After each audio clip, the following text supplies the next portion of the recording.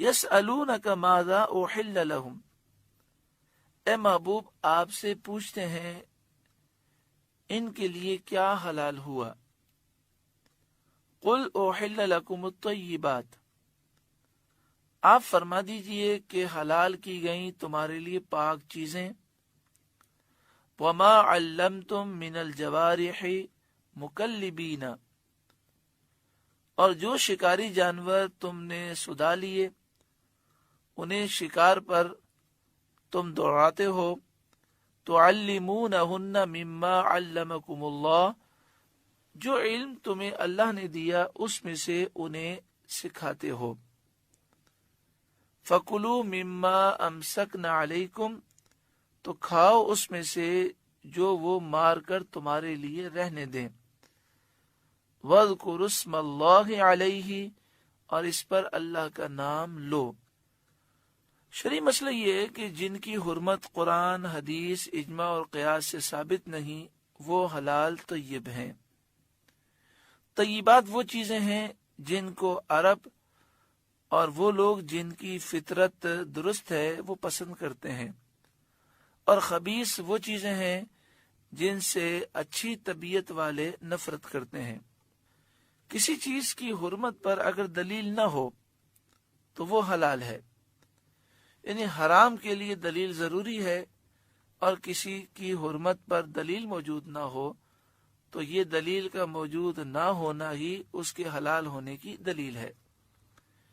یہ آیت عدی بن حاتم اور زید بن محلحل کے حق میں نازل ہوئی، جن کا نام رسول کریم صلی اللہ علیہ وآلہ وسلم نے زید الخیر رکھا تھا۔ ان دونوں صاحبوں نے عرض کیا، یا رسول اللہ صلی اللہ علیہ وسلم، ہم لوگ کتے اور باز کے ذریعے شکار کرتے ہیں، تو کیا ہمارے لیے حلال ہے؟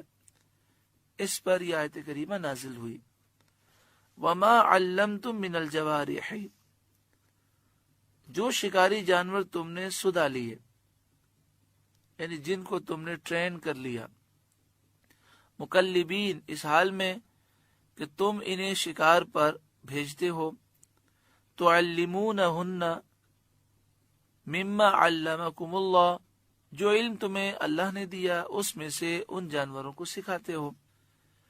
فَكُلُوا مِمَّا أَمْسَكْنَا عَلَيْكُمْ، تو کھاؤ اس میں سے جو وہ مار کر تمہارے لیے رہنے دیں۔ وَاذْكُرُوا اسْمَ اللَّهِ عَلَيْهِ، اور اس پر اللہ کا نام لو۔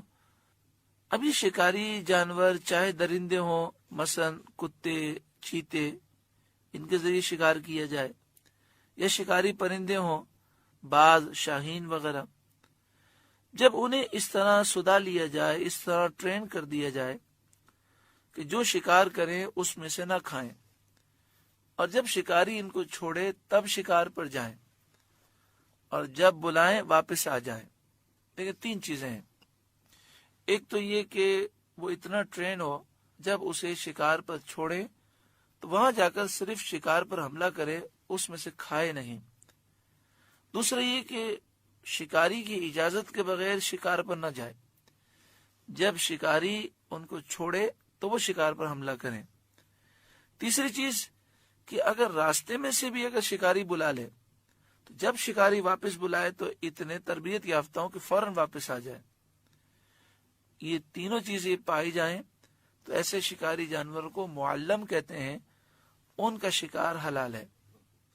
اس آیت سے چند مسائل ثابت ہوئے، جس کا خلاصہ یہ ہے کہ جس شخص نے کتا یا کوئی شکاری جانور شکار پر چھوڑا تو اس کا شکار چند شرطوں سے حلال ہے۔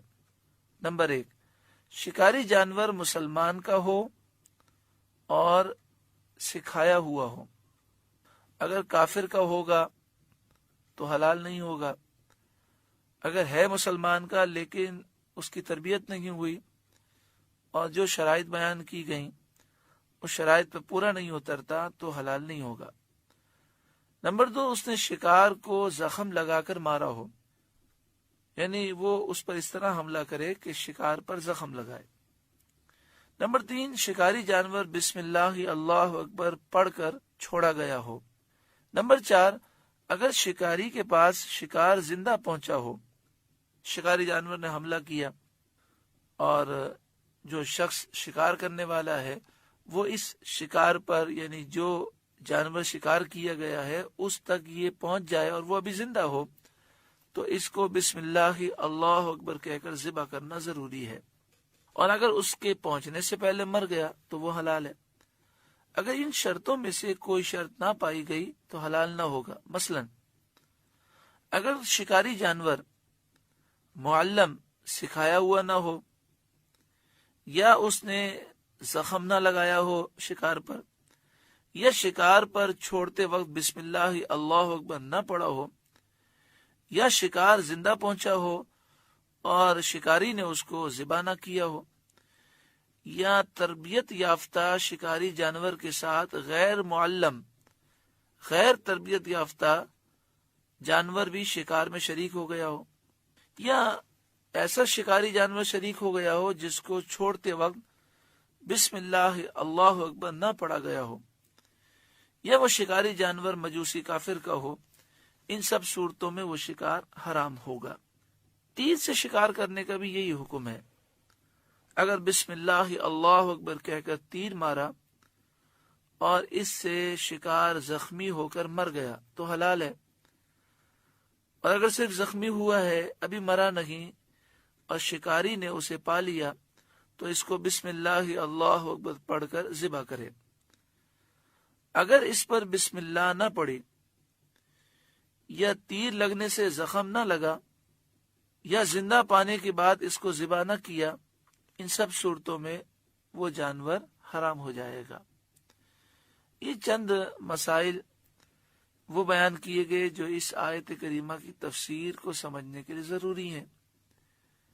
ہو سکتا ہے بہت سے مسئلے ہمارے بھائیوں اور بہنوں کو سمجھ نہ آئے ہوں، لیکن اتنا تو ضرور سمجھ گئے ہوں گے کہ تیر سے شکار کرنے کے اور شکاری جانور چھوڑ کر شکار کرنے کے چند مسائل ہیں۔